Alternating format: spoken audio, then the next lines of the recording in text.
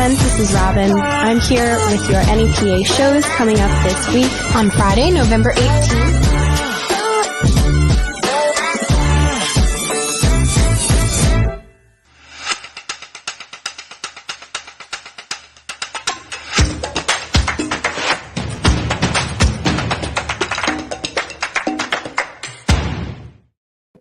Boom.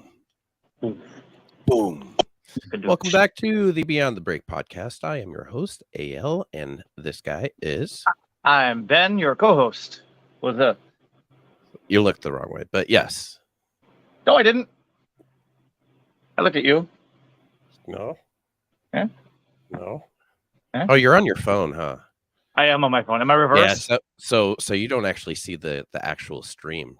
I'm seeing actually what's what's I'm being looking the wrong way. up there. No. So yeah. Mirror, Yeah, it's weird, right? There's a way to do this. Yeah. Mirror Mirror on the wall.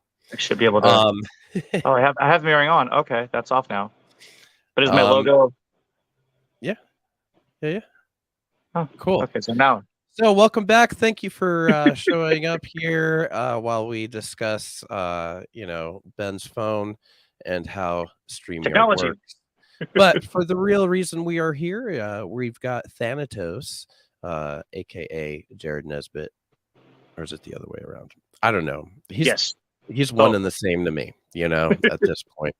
But he's a solo artist, multi-genre artist. I believe he is trying or in the middle of adding members to his act, so this way he's no longer a solo artist, but so far he is.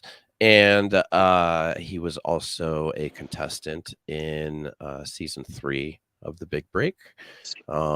If you've watched this our podcast before or watch it regularly, you've probably seen his music video. If you haven't, you're gonna see it here in a minute. Later on, we are also going to announce the winner of the free pair of tickets to this Saturday's show. Let's see, where is it? I should have this ready, but I don't. There it is. Bam. This Saturday. So this Saturday we've got a whole bunch of bands. We'll be announcing between each band. We'll be announcing one of the contestants that's moving forward to round 2. There's going to be vendors. There's going to be food truck there. Kickstand's going to be there. Selling kickstand. So yeah, that's going to be. Awesome. Should be a good time. But yeah, we'll be announcing that later on, probably after we do the NEPA shows segment. And yeah, so super exciting. Yeah, I'm excited for Saturday. It's finally happening. Hell yeah. Geez, it's been a long time coming. This is a very long contest, It takes well, I mean, and for everything that everyone's seen, in front, what's been going on, we've been having meetings since last year about this year. Oh, so, yeah, it's been longer for us, for sure. Yeah. For sure. Well, I'm and then it's going to continue going when it's over for everyone else. It's still not over for us. Well, yeah, as soon as we're done this year, we're going to immediately start contacting venues about booking next year's takeovers. So, Yep. Go right into it. Maybe get a week off. We'll see. Speaking of going right into it, let's go right into Thanatos music video for his season 3 submission, and it freaking rocks. Look for this guy. Oh, okay, you press it. Yep. You press it. I'm not pressing it. There we go. We can't hear you, but look for this guy.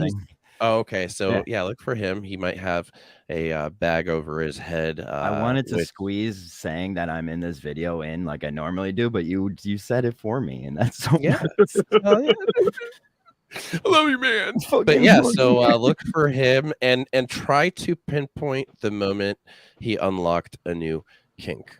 So. And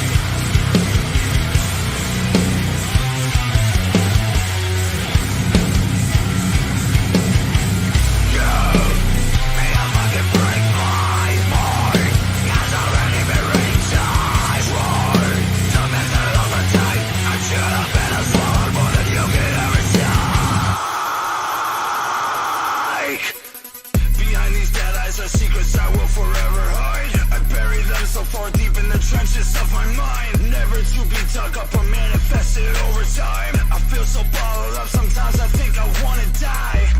Catch me when I fall. Don't forget I'm doing this for you ever.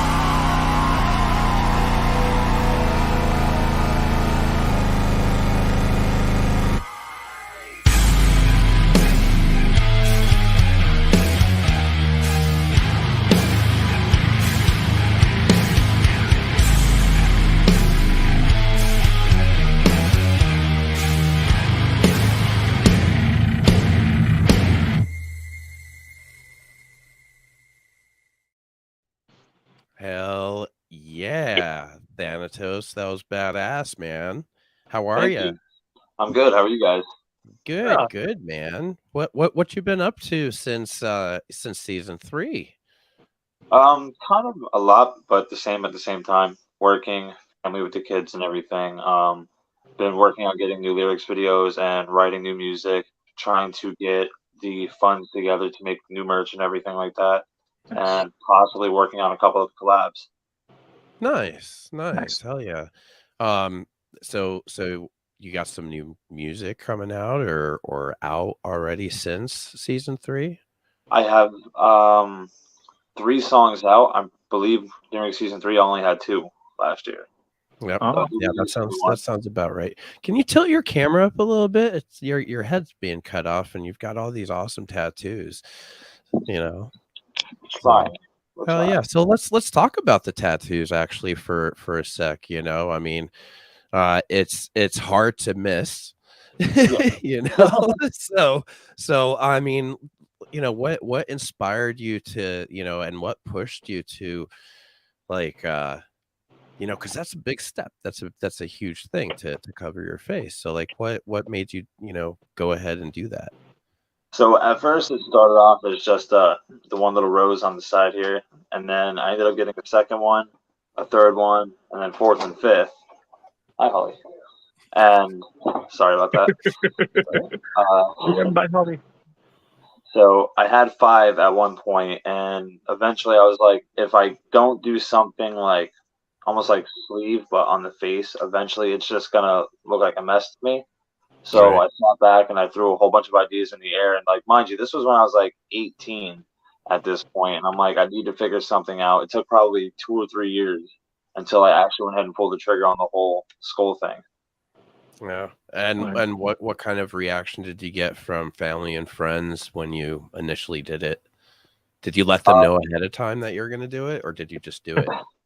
Hey, Mom, by the way, Thanksgiving's going to be a little different this year. Yeah, no, I didn't warn anybody what it was going to be at all. I literally just told everybody, yeah, I'm getting another face tattoo. And I was like, what's it going to be? What's it going to be? I'm like, don't worry about it. We'll figure it out. And then I specifically remember that at the tattoo shop, like 5 minutes after I got done, I came outside and one of my friends was walking in to get like priced for something. And he just stopped and stared at me. I'm like, what's up, bud? And he was like, dude, you didn't. He's like, what did you do? Nice. And I came home and I had a bunch of my friends there. And when I walked through the door, everybody just stopped talking and just stared at me speechless for honestly a couple of minutes. Like everybody just stared at me like, bro.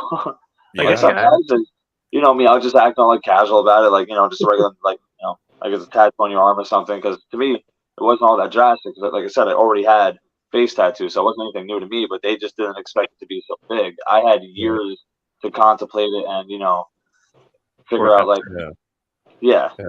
So a question that I'm sure you know is on everybody's mind is how has this affected you being able to get employment?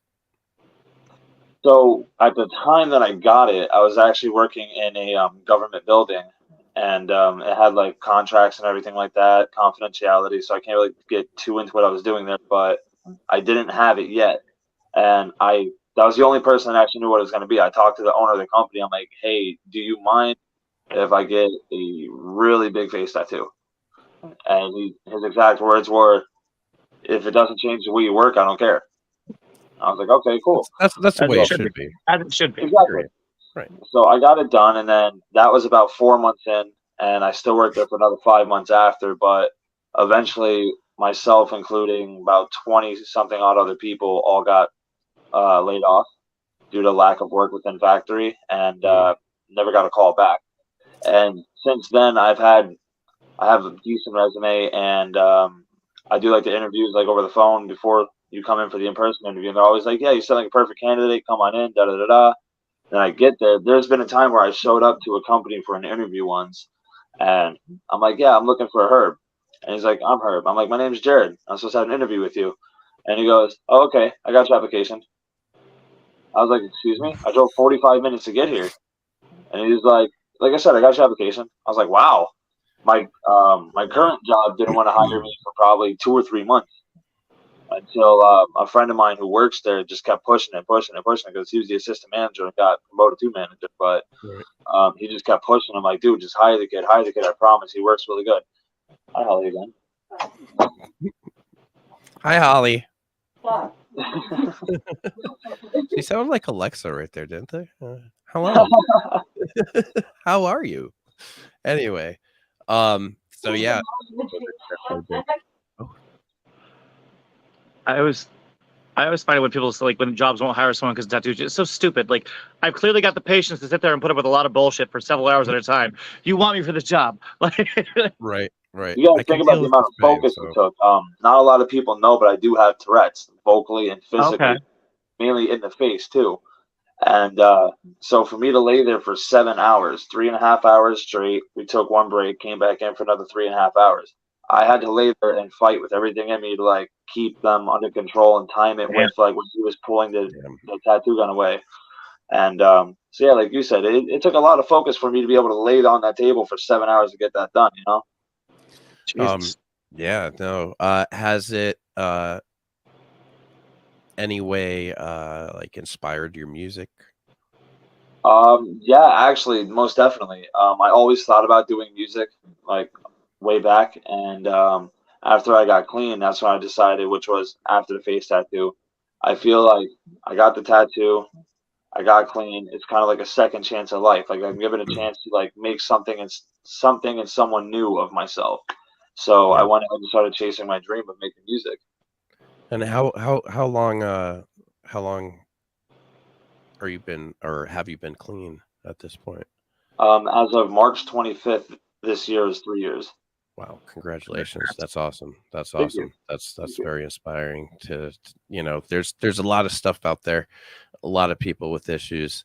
And you know, it's always nice to see somebody that's you know, been able to kick it and continue on, and I know you personally, so I know that you know, inspire others as well with that, and I think that's a beautiful thing. So that's actually like a big influence on my music itself. A lot of my music that I write about, because I have PTSD, depression, recovering addict, so the majority of my music is based literally off all of that, and that is my biggest goal, is to have people inspired, or if I can save somebody one day from themselves, that's all I ever really want to do with music, because music was such a big part of my life growing up as a kid. Being, like you said, you know me personally, and a lot of things I share with you that I've been through, music has always been there to help me get through things and to feel related to people that are so known and have millions of people relate to them. So if I can just have a handful of people relate to my music, and maybe one day have someone say like, your music made me put this down, or maybe stay one more day, like that's literally the biggest dream I can have. Well, I feel like a lot of people really, you know, lean on music to get through things, especially through their, like, through adolescence, through, you know, teenage years, hormone changes, etc. You know, Even adulthood, going through mental illness of any kind as an adult. I mean, I do, I do all the time, Absolutely. and I would imagine anybody that's, constantly going to shows, I'm sure they feel the same way, and the musicians themselves, as well. There's definitely a huge place in my heart for music, because it definitely got me through hell several times, Yeah. So you're doing the solo thing. You've got, I know you and I talked about it a while ago, but is there an update to what's going on? So as of right now, there is a list of a few people who have agreed to do a band for hire, I guess you can say. Okay. And essentially, I'm trying to get a few guitarists, a few drummers, and a few bassists to all agree to be in a group chat and learn my music. And whenever I post a flyer in the chat, whoever's available is available. And then obviously we can figure out, possible payments or anything like that. And, just self-promoting each other and trying to get each other out there and, more known in the scene. And That's cool. that's the goal. But everybody knows, when trying to find a band, drummers are the hardest things to find. It seems just like the rhythm section as a whole, because I know several bands that have had horrible luck with finding bassists. Yeah, this one as well. I have a few guitarists, 2 bassists, and no drummers yet. Yeah. That sounds about right. Yeah. If I was to pick up the sticks again, I'd be that guy. I'd do it for free, man. For you, shit. You're hired. Yeah. Right. Cool, man. So what else is going on as far as like as you? Well, as a lot of people know, my daughter just turned 1 over the weekend. Aw. Happy birthday. Birthday. Her name is Violet. She's doing very well. She's learning how to walk and getting very vocal now, and she actually responds very well to my music when we play it. So that makes me really happy.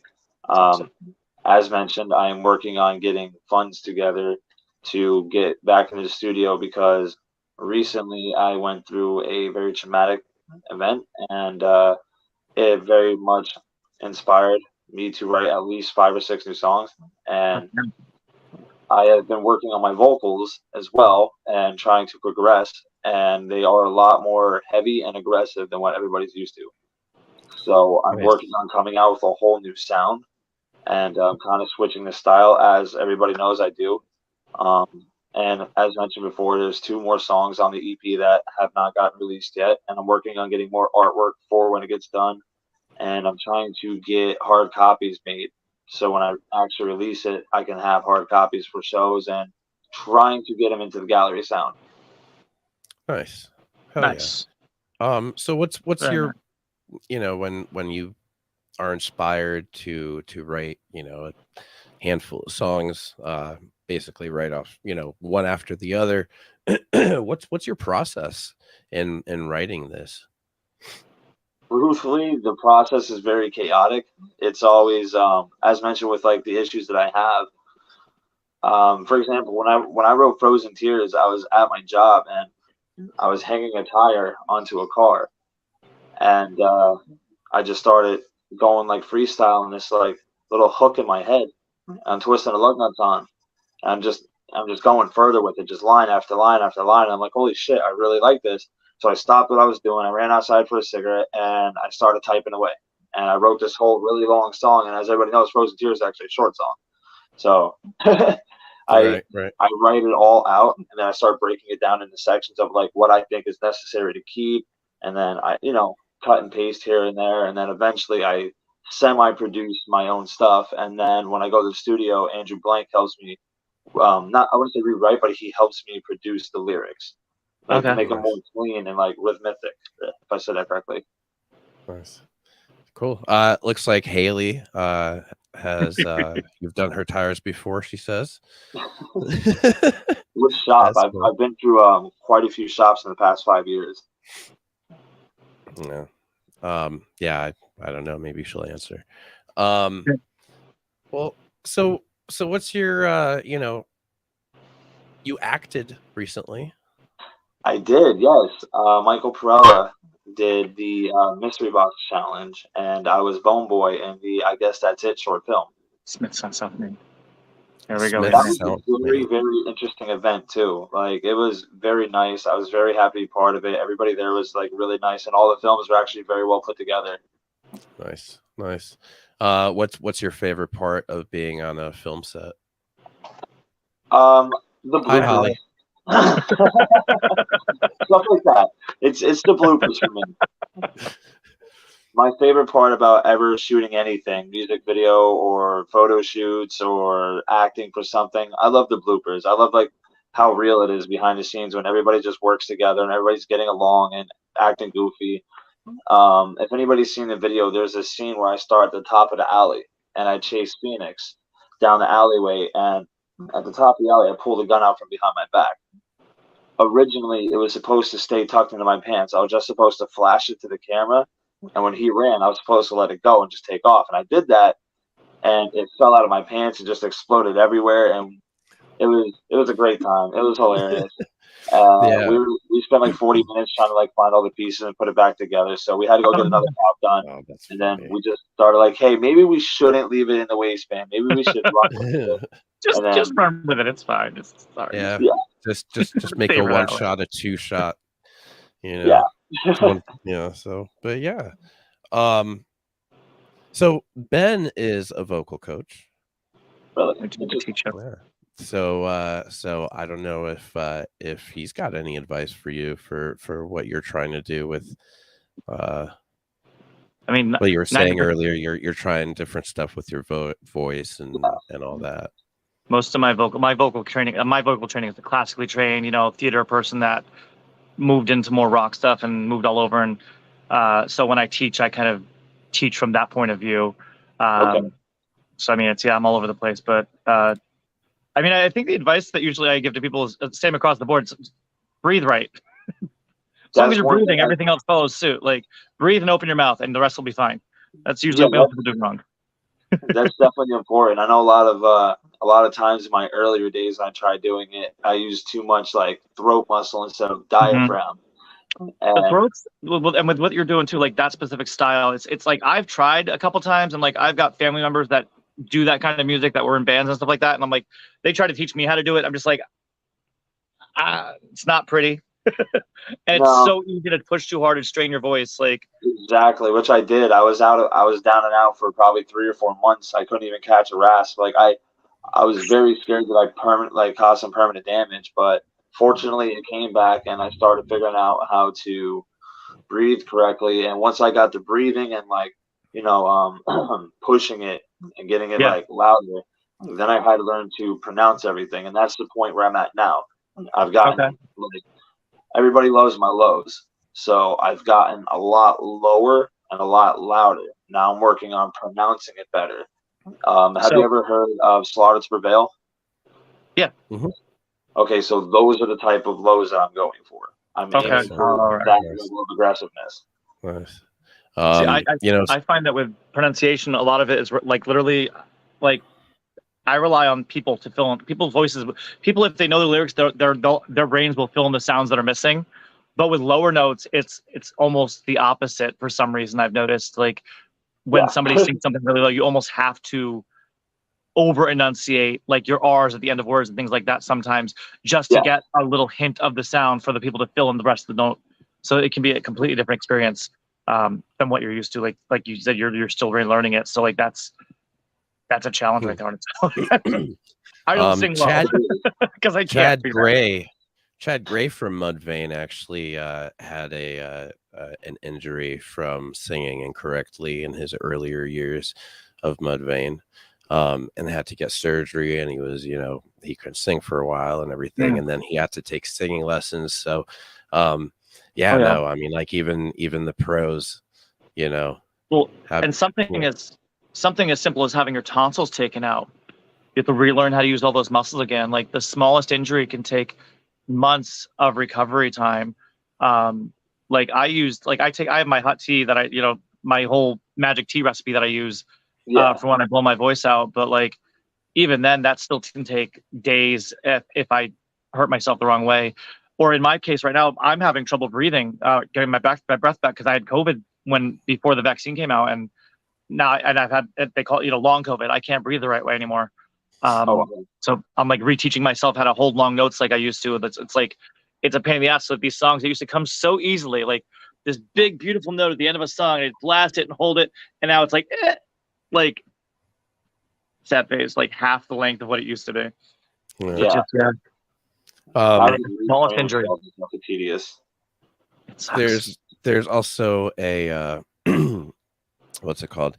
There's a drink that you can drink before you go like into a studio to record or play a show that like loosens up your vocal cords. Throat coat. Throat coat. I'm not sure what it's called. There's a few different ones, but they're kind of, they're kind of pricey. But I've heard, and I'm not a singer, so I have obviously not tried this. But throat coat. Okay, so yeah, so throat coat, the tea. The tea, I've got a recipe I'll share afterwards. Works but as well. There's I've heard that if you just take a like a small potato Lay's potato chip bag and just eat that does practically the same thing for like 50 cents. So that's, well, I guess it's like back in the day it was 50 cents. What is it now? Like $1.50. Like but the trick with the Lay's that's actually the oil in the Lay's. It's same thing also works. You just toss a gummy bear back. It's the gelatin in the gummy bear. It basically gives you some. That's big chip propaganda. That's propaganda. That's big chip talking to you. That's propaganda. They're trying to make you buy chips. That's fake. False. No, I recommend that. Watch my bank account stay exactly. Yeah. I recommend something like that in a situation where like you're doing a show and you can't pop off stage and sip a cup of tea. Hi, Holly. Where you have to like go on and off, or like you don't have time. Like you pop a gummy bear, or you eat a couple of potato chips with the oil. That will temporarily soothe your, relax your vocal cords, and like kind of let you get back out there and have a voice again. Like I'll do it at karaoke nights when I'm DJing, hosting karaoke. I'll have my candies or gummies, and I'll eat them between songs when I know I've got to pop up and sing again real quick when I don't have a lot of time between singers. No, the tea I recommend is, honestly, I tell everyone, I say, take your favorite tea. I like chai tea, so I drink a chai tea with it. A cap full of apple cider vinegar and raw unfiltered honey, as much as you'd like to put into it, and drink it as hot as you can. Sip on it all day long. Like make like a big thermos of it and sip it all day. That can really help your throat recover a lot quicker. Throat coat relies on slippery elm, which is it kind of tastes like marshmallowy. But that relies, that's basically what it's trying to do, is trying to numb your throat. I don't like it. It tastes like black licorice to me. I can't stand black licorice, so I don't. Yeah, I don't like it. You either love it or you hate it. Yeah, right. I'm not a fan. Right. I've gotten used to it because alcohol that tastes like it, but I still not a fan. But yeah, that's why I'll give you a throat coat. I had it. For God's sake. Who let him in here today? Him. He's got the fucking keys to the house. Who? Yeah. God damn it. He's also got the power to change the lock, so I'm not letting him do that again. But no, there's also my biggest recommendation: warm-ups. Do your vocal warm-ups, your lip trills, your vocal thing, and then like your actual physical, like physically massage your throat. Do like your stretches, like when you were in high school gym and like you had like do all these stupid stretches. Yeah. Do those, because if your body is completely physically warmed up from toes to head, and then you're vocally warmed up, you'll be ready to go. You'll be able to sing so much more easily. Those higher notes that you think you can't, or those lower notes you think you can't do, you will slide into so much easier than you normally could. Like that's a big thing. A lot of people don't warm up and they just end up straining their voice within the first 5 notes they sing. I saw something beautiful. Brutality. Those the two boys, the two guys that that are on the front there, they were outside before the show doing vocal warm-ups, and I was just like, you don't see that. There's even like if I tell someone, like, if you go on YouTube right now and type in 5-minute vocal warm-ups, Yep. It'll come up with like, it's like a purple screen that says 5-minute vocal warm-ups, and it's a French guy going, we are starting with the and it makes you do like all your scales and everything with them. It's 5 minutes, and I hate it because it's there, but it's a good, if you've got, if you're driving to a gig, connect your Bluetooth, toss that on, do what it says. Like, it gets you started, it gets you warmed up. Nice. I remember the first time I ever performed out in Allentown. A friend of mine, Mario, who was a vocalist, he pulled me backstage. He's like, dude, you look nervous. I'm like, I was trying to warm up earlier, and my vocals aren't anywhere near that I want them to be. I'm nervous. This is a big show. I've never been out here before. And he's just like, dude, relax. I got this video. And he literally pulled up that exact video, and he sat there and warmed up with me. Like, he walked me through it. He did it with me, and it was amazing. He just reached out to me not that long ago and asked me how my journey is, and we talked. Awesome, man. I'm still using the warm ups, and I'm like, yeah, dude. Actually, every now and then, if I'm nervous about how I'm gonna sound, I pop outside real quick. I do the warm up, and I come back in. There's also a 10-minute version that does a few more warm ups too. Same style warm up. That adds a few more exercises on there if you need something a little extra, or you just want to try and extend a little more. Awesome. Your voice, like I always said, like also if you're looking to reach new notes, your vibrato. So imagine your vocal cords are kind of like rubber bands.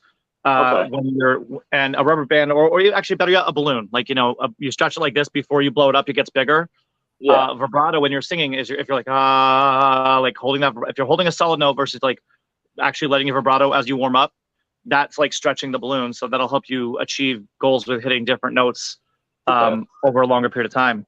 That's always a big help with a lot of my students when it comes to teaching them how to hit new notes. And just as you're warming up, do it where you can, do it as much as you can without straining your voice, and it helps. But yeah, it's fun. Wow. There's all tips and tricks. I learned something that I'll never use. That's cool. That's true. I've seen you sing at karaoke.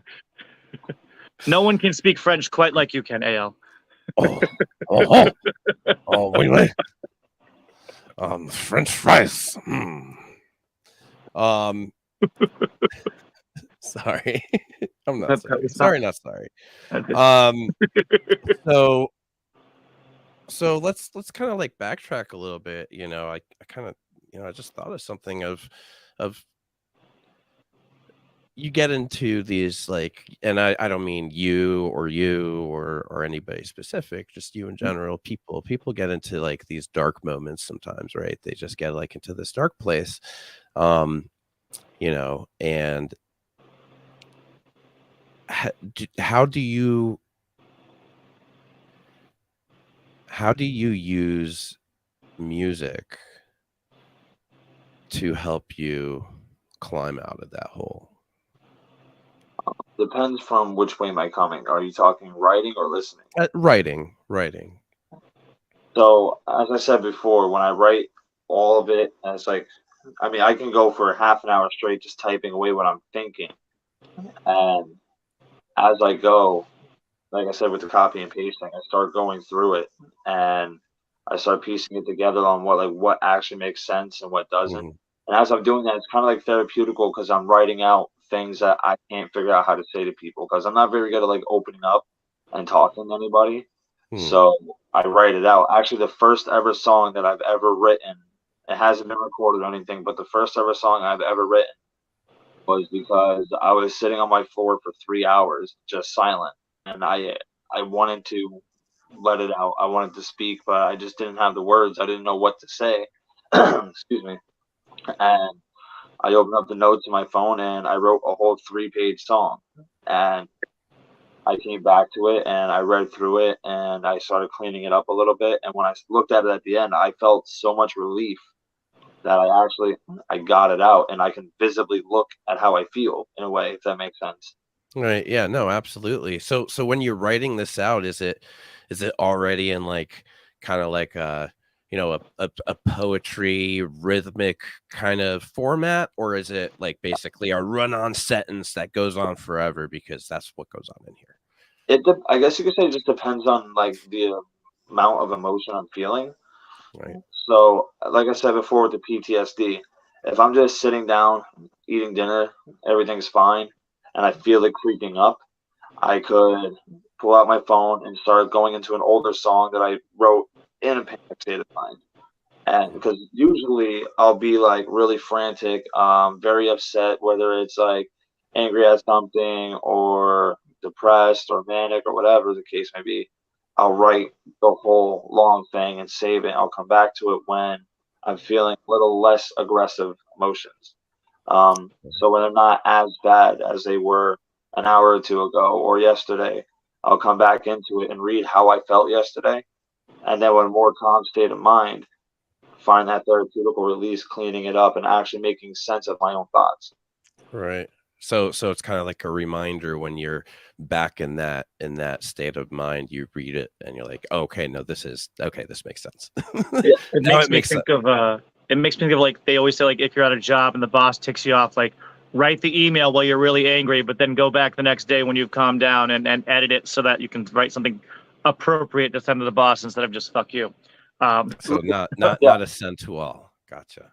Yeah. Don't send all. No. Right. But no, yeah. Write angry, edit calm. Oh, yeah. So when was the last time you went to see a show that you were not on the bill? A couple of weeks ago, I went out to Brooklyn to see a friend's band called Zoom. Nice. Brooklyn. Yeah, nice. I think it was about 3 weeks ago. A friend of mine invited me and Holly and told me that I would really love the lyricist and the vocalist. So I went out and I talked to him, and he's actually one of the people that we were possibly going to do a show together, and we are thinking about trying to possibly do a song together. Nice. Oh yeah. So yeah, you were saying that you're looking for collaborators, not just musicians for hire, but yeah. Aside from that, you're also looking for you're open and seeking collaboration with other artists. Yeah. Okay, cool. So two more questions.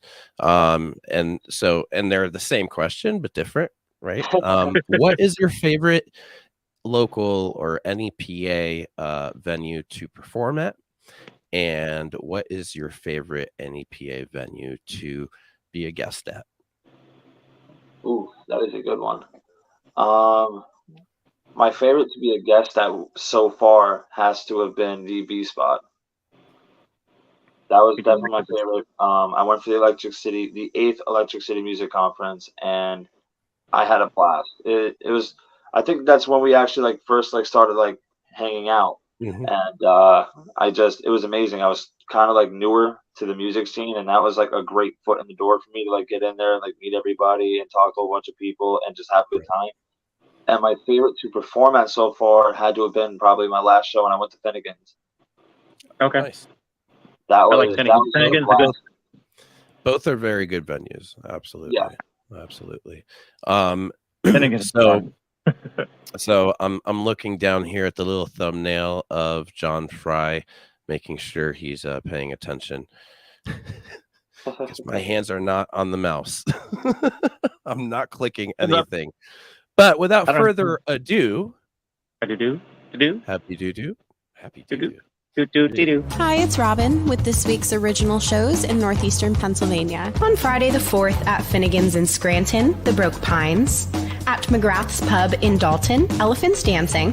At the Radisson in Scranton, the Scranton Jazz Festival. At Allen Park in Scranton, Channel 65. At River Grill in Wilkes-Barre, Easy Boys. And at Drafts in Lake Ariel, Sage Clearing. On Saturday the 5th, at the Keystone Stage in Oliphant, the Big Break Season 4 Round 1 Reveal Show, featuring 9 non-competing bands and the announcement of which bands will be moving forward to the live rounds of this season of the Big Break contest.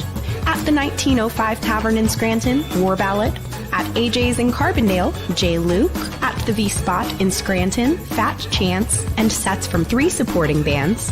On Sunday the 6th, at the Compound in Honesdale, Emily Naccio. And at North Slope Pub in Dallas, the Dishonest Fiddlers. If you want your show featured on the next episode, go to thebigbreak.org/podcast and click the Submit Your Show button. That's all for this week. Make sure to head to a show, spread the word, and support independent artists.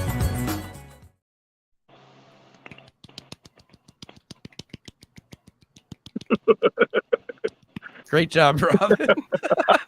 you. I'm not muted this time either. This is That's true. We can hear you. And So, don't drop your computer in water this week either. Okay, so yeah, Come on, last Ben. week, What the hell?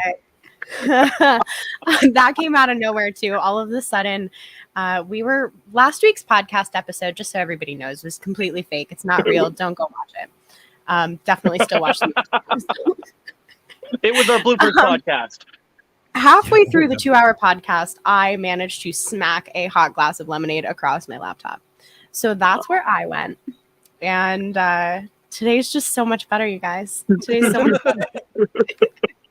Last week we got it all out. No more mistakes for the rest of the year. That was it for the whole year. We're done. Okay. All right. And today is also better for another reason, because we have a big break giveaway, and I'm really excited about it.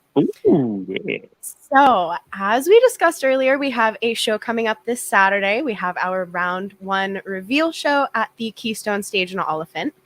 And so what we've decided to do was a little giveaway for 2 free tickets. And we asked our fans to participate in a little Facebook contest where they had to guess how many votes total were cast during this season of the Big Break contest. I have the answer here, and I have the name of the person who has come closest to that number without going over. Ooh, do we have a drum roll thing? Or? I don't even know the number. Before I do that, Ben, do you want to take a guess? Oh, let me think. So the number, I'm going to say somewhere around the 3,000 mark. Well, you've got to be more specific than that. 2,794. Just any number. Just any. Ooh, I like that. John, what about you? 2 million. We have our winner. Exactly. It's John Fry. He was right. I knew. Exactly 2 million votes. Thanatos, what about you? I'm going to say 2,500. All right. Solid guess. $1. So during season 4 of the Big Break contest, during round 1, we received. Where's that drum roll? I can't do it. No one. Okay, we'll get a motorbike. That's just as well. As one drives by outside the house. 3,448 votes this season for our contestants. 3,448 So votes. I won. Thank you to every single person who made that possible. That's and awesome. Voted. All the bands. Awesome job. Oh, yeah. Wow. Now is the fun part. So our winner with a guess of 3,428 votes was Bethany Pagnotti. Bethany Pagnotti is our winner. Bethany. Congratulations, Yeah. Bethany. Good job. Yay. Yay. Woo! And since we love surprises, stick around for more giveaways. I'm sure we'll have something else up our sleeve this season. All the things. We've got 2 more events, so we'll have more tickets for those. We sure will. Thank you, Robin. That was awesome. That was fun. Cool. Thanks, guys. There's also wasn't there something else, Robin? She's gone. She don't care no more. She's gone. She don't care. Wait, there's more. Okay. Yeah, there she is. Thank you for the reminder. Hi, Holly. Hi, Holly. Finally, I get a chance. I've been doing it over here myself the whole time. So each week we ask for people to go to our website and submit their shows to be on the NEPA shows segment. And we have Sunday Morning who did go on and submit their shows, and they are in our contest. So I'm going to give them a little shout out. The show that they are going to be playing is going to be on Friday. That's tomorrow, the 4th, at the Sussex County Fairgrounds in New Jersey. They are opening for a Battle of the Bands contest in Sussex County that they won last year. So they got the opportunity to come back and open this year. So if anybody is in the New Jersey area this weekend and wants to check out Sunday Morning, that's your chance. Oh, yeah. What else am I forgetting? I got my Sunday Morning hoodie on. Yeah, Ooh, take me out. There's a cute baby on screen. Hi. Happy birthday. Violet, happy birthday. Happy birthday. Happy birthday. Oh. Yeah, so Thanatos, if there are any musicians out there that either want to connect with you to be a hire, a musician for hire, or if they are looking to collaborate, if they saw your video at the beginning of this and they're like, yo, that freaking is fire. Did it sound distorted to you in the beginning when you played it? Not to me, but on my end it sounded all funky. I didn't know if it was just like my phone and microphone like acting up together, or yeah, I don't know. Distorted guitar. Distortion. I have a topic. I want to speak to Jared about. Go ahead. How did it feel to go viral the other day, buddy? That was so unexpected. Bro, I was like the third person to share that post, and I looked back because I saw somebody saying they were like defending you on the post. I'm like, why would people be freaking out on him for this post? And then I looked and I was like, 7,264 shares. What? Like, and there was like, how many comments? Like 22,000 comments. I think it got 30. What was it? 3.8 thousand shares. It got like 1.1 thousand reactions and almost 1,000 comments. It was insane. It was insane. I have the hold on. I actually have the what's it called? Yeah, here it is. Yeah, I was looking for it right now. It's this. There it is. And what does it say in the post? What was the caption? Yeah, here it is. I told Jarrett that I liked that bush last night and he understand the assignment and he took the bush. That's the most loving thing I've ever seen in my life. Like ever in my life. It's the most beautiful post ever. And he went viral for it. And there were people like trashing him in the comments. I loved every second of it. So I actually did too. I had a couple of people ask me, like, dude, how are you not upset about these comments? I'm like, I would have went through them all. I was reading every single one of them, dude. All of them. I was laughing, reacting, all the hate. And dude, people getting mad at that would make me like, if I ever had anything get 7,000 or whatever amount of share, like I saw that and I was like, good for him, dude. I went through every share, every comment. He's my classic example of people are like, if anyone shits on tattoos or anything, I'm like, dude, I know a kid with a full skull face tattoo and he's the nicest fucking kid I know. So you can't say shit about people with tattoos. And it's like when you're talking about people getting hired because of it. Like if you don't hire somebody because of that, you're a piece of a word I won't say because there's a child here, but like it's ridiculous. It's to do that is ridiculous. It's like, look at the inside of like, especially if you're the most qualified person for the job. Like, what do you really? Come on. Oh my God. You see tattoos as you walk down the street. Don't worry about it. My favorite thing was always when like a call center won't hire someone because of tattoos. It's like, you're a call center. No one sees you. Nobody sees you. In a building with Josh Balls, like he has fucking tattoos that like match Yadar. Like all the these are some of the most inspiring people in our area, and they have tattoos all over their body. So what? You're not going to hire somebody like that? Why? Josh Balls is in a band that toured the world. What? That's not cool. Like fuck off, dude. Sorry, I cursed again. I actually know someone who got facial tattoos for the exact opposite reason. They got their facial tattoos so that they could be forced to never work in a mainstream job. Love that. They're like, it's not like guarantee I don't get stuck working in a corporate dead-end job. Yeah, they're hurting our cause. They're hurting our cause here, but that's all right. But it did. That's pretty cool to see you go viral, man. Did you get any benefit out of it? Did you get followers? Did you get just because of the randomness of it? That's great. Yeah, no, definitely. More proof that the internet does not work the way anyone wants it to. It will just do whatever it wants. So stop trying. No one knows the algorithm. Yeah. Quit faking it. You don't know what you're doing. It's not even real. Yeah. It's insane. People love We're all AI right now. None of us are real. Yeah. The four of us, not even here. No. I'm taking a nap right now. You can't even tell. So Thanatos, how do musicians get in contact with you if they want to do something? They can find my Facebook page. They can look up my personal account, Jared Nesbitt, or my Thanatos account. I respond relatively quick to both of them, as long as I'm not at work or tied up with the kids. And on Instagram, it's misunderstood_Thanatos. So they can reach out on either one of those, and I respond, like I said, relevantly quickly. And I'm always excited to try to do a feature, a collab, or possibly, like I said, the band for hire thing. I just love making music, and I want to like make music with other people and try to help like promote ourselves and other people at the same time. Nice. And cool. and you wanna do some more video movie stuff, yeah? Yes. Nice. This is your right now is your chance to like plug away. You got any shows coming up? You want to throw out shout outs or anything? This is the time.